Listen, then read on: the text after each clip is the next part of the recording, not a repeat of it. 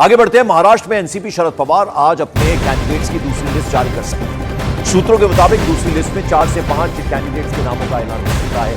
वहीं एनसीपी शरद पवार ने अपनी पहली लिस्ट में 5 कैंडिडेट्स का ऐलान किया था। दूसरी लिस्ट 4 से 5 और उम्मीदवारों के नामों की घोषणा भी हो सकती है। यानी आज ये जो दूसरी लिस्ट है एनसीपी शरद पवार गुट की, वो सामने आ सकती है।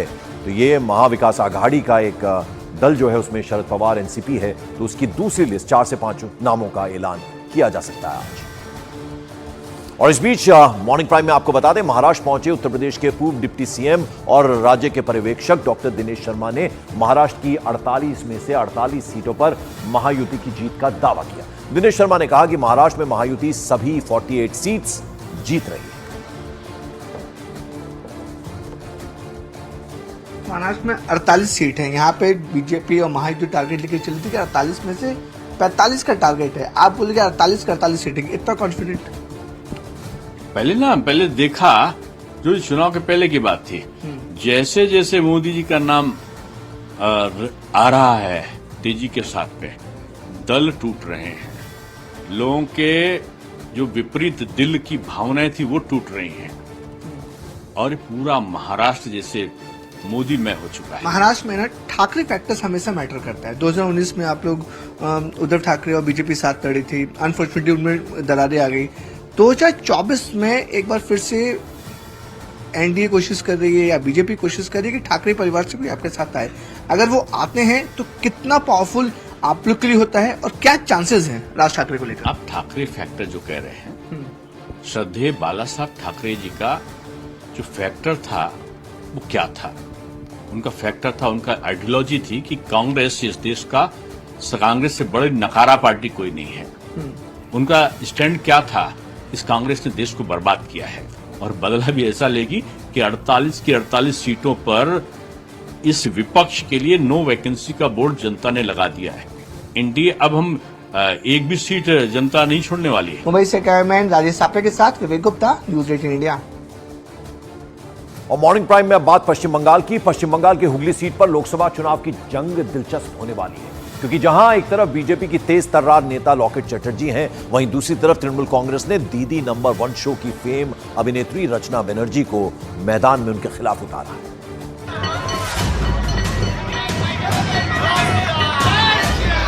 पश्चिम बंगाल की हुगली सीट हमेशा से सुर्खियों में रही है और इस बार इस सीट पर लड़ाई ग्लैमर की दिखाई देगी, क्योंकि बीजेपी की ग्लैमर और वाइब्रेंट नेता लॉकेट चटर्जी के सामने लोकप्रिय टीवी शो दीदी नंबर 1 की अभिनेत्री रचना बनर्जी को टिकट दिया है। यानी पश्चिम बंगाल की हुगली लोकसभा सीट पर इस बार कांटे की टक्कर होने वाली है। दिलचस्प बात यह है कि दोनों ने लगभग एक साथ ही अपने अभिनय करियर की शुरुआत की थी और कई फिल्में एक साथ कर चुकी हैं। इसीलिए सोशल मीडिया पर दोनों के एक साथ कई सीन भी तेजी से वायरल हो रहे हैं। लॉकेट पहले से राजनीति में है तो रचना पहले बार चुनावी मैदान में ताल ठोक रही है। हुगली में लड़ाई दो अभिनेत्रियों के बीच में है और फिलहाल दीदी ने जिन पर भरोसा किया है वो है दीदी नंबर 1 यानी कि रचना बनर्जी। हम उनसे बात करेंगे। रचना दी, कैसा रिस्पांस मिल रहा है? बहुत बढ़िया रिस्पांस मिल रहा है। कितने सारे लोग आप देख रहे हो, रास्ते में इतना धूप है, इतनी गर्मी है, फिर भी लोगों का प्यार, लोगों का उत्साह बहुत ज्यादा है। तो इस बार जीत जाएंगी दीदी ने जो भरोसा किया है? वो मुझे नहीं पता, वो तो उस दिन 4 जून को पता चलेगा। अभी तक तो हम लोग को कुछ भी नहीं पता, बस हम लोग अपना काम करेंगे, उसके बाद लोग जैसे सोचेंगे। मैदान में जो आपके सामने है वो भी आपकी दोस्त है? जी, वो भी मेरी दोस्त थी।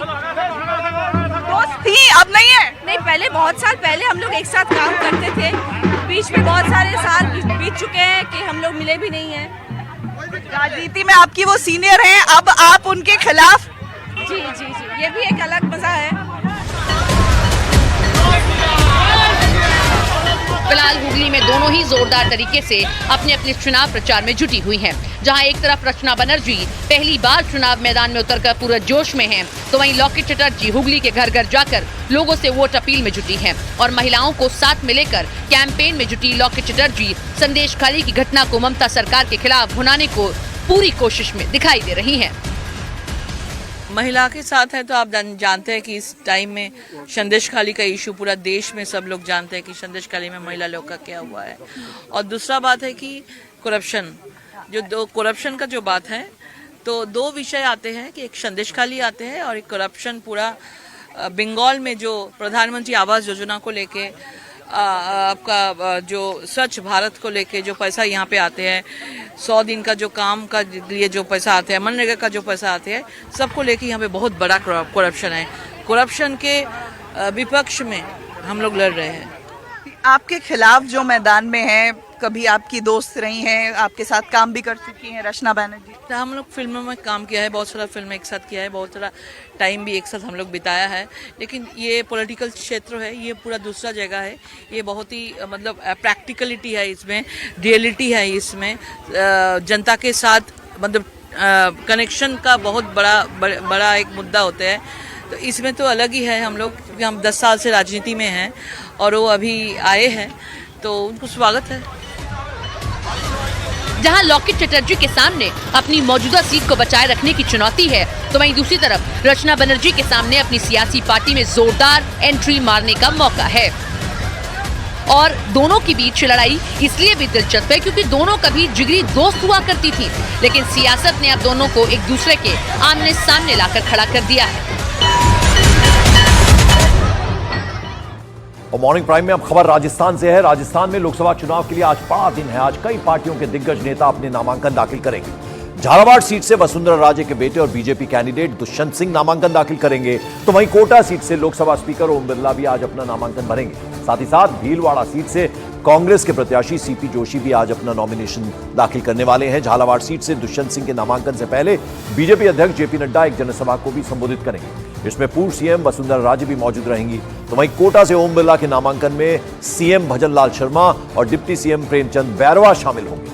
इसके अलावा भीलवाड़ा सीट कांग्रेस के प्रत्याशी सीपी जोशी के नामांकन में पूर्व सीएम अशोक गहलोत और सुखजिंदर सिंह रंधावा जैसे दिग्गज शामिल होने वाले हैं। तो आज ये 3 बड़े चेहरे अपना अपना नामांकन दाखिल करेंगे। झालावाड़ सीट से दुष्यंत सिंह, ओम बिरला कोटा से और साथ साथ भीलवाड़ा सीट से कांग्रेस प्रत्याशी सीपी जोशी अपना नॉमिनेशन दाखिल करने वाले हैं। तो राजस्थान में आज बड़े नेता अपना नामांकन पर्चा दाखिल करने वाले हैं। जरा ग्राफिक के जरिए आपको दिखा दें ये कौन कौन से चेहरे हैं। तो आपकी टेलीविजन स्क्रीन पर ये तीनों चेहरे हैं, जिनमें दुष्यंत सिंह जो कि बीजेपी कैंडिडेट हैं, झालावाड़ से उम्मीदवारी उनकी है और अब वो वहां से नामांकन दाखिल करने वाले हैं। उसके अलावा ओम बिरला कोटा से लोकसभा स्पीकर हैं और साथ ही साथ सीपी जोशी कांग्रेस का दिग्गज नेता हैं, वो जो है वो भीलवाड़ा से चुनावी मैदान में है, जहां से उनका नॉमिनेशन होना है। और मॉर्निंग प्राइम में अब बड़ी खबर बिहार से है। बिहार की सारण लोकसभा सीट है। यहां से लालू प्रसाद यादव की बेटी रोहिणी आचार्य ने प्रचार अभियान की शुरुआत करी। न्यूज 18 इंडिया से खास बातचीत उन्होंने की। रोहिणी आचार्य ने कहा कि उन्हें जनता का अच्छा रिस्पॉन्स मिल रहा है। रोहिणी का यह भी दावा है कि उनके सामने किसी तरह का कोई चैलेंज, कोई चुनौती नहीं है और जनता का आशीर्वाद पूरी तरह उनके साथ है।